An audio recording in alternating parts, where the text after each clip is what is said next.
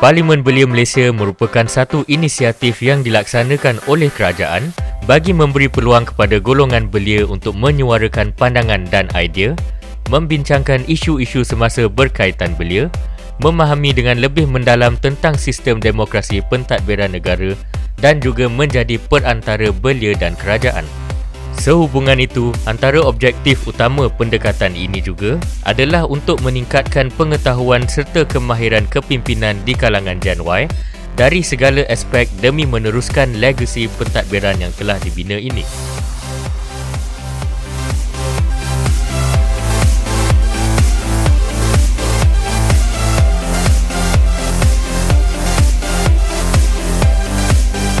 Sebab ahli Parlimen Belia ni sebenarnya kita cuba program kepimpinan di mana belia di Malaysia ni diberi ruang untuk merasai sendiri bagaimana untuk menjadi seorang pemimpin melalui satu sistem demokrasi. Jadi kita punya fungsi cuma membawa suara belia secara totalnya. Kita sebenarnya juga berfungsi sebagai memberi penerangan tentang isu-isu semasa secara neutral. Kita ambil satu-satu isu dan kita bagi pandangan kepada belia-belia di luar sana mengikut kefahaman pandangan masing-masing.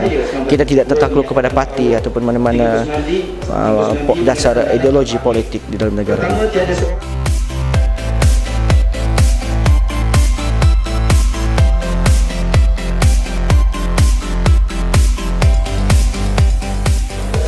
Jadi jika nak dibandingkan dengan parlimen yang sebenar, konsep yang diamalkan hampir sama, tapi terdapat limitasi masa, time constraint. Cabaran kami di sini adalah kami perlu melakukan sehabis baik untuk memastikan maklumat-maklumat yang ingin kami sampaikan dan perkara-perkara yang kami ingin sentuh dalam pembahasan itu adalah ringkas dan padat.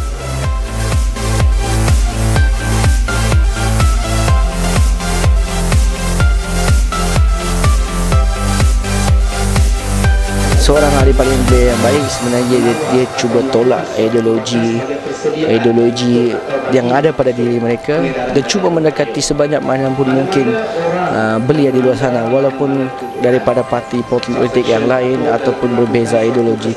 Kita kena layan sama rata. Ciri-ciri ahli parlimen yang sebenarnya dia itu ahli parlimen yang sentiasa mendekati rakyat di kawasannya, mendekati dan memahami masalah. Walaupun sekecil-kecil masalah pun dia pandang sesuatu benda itu serius.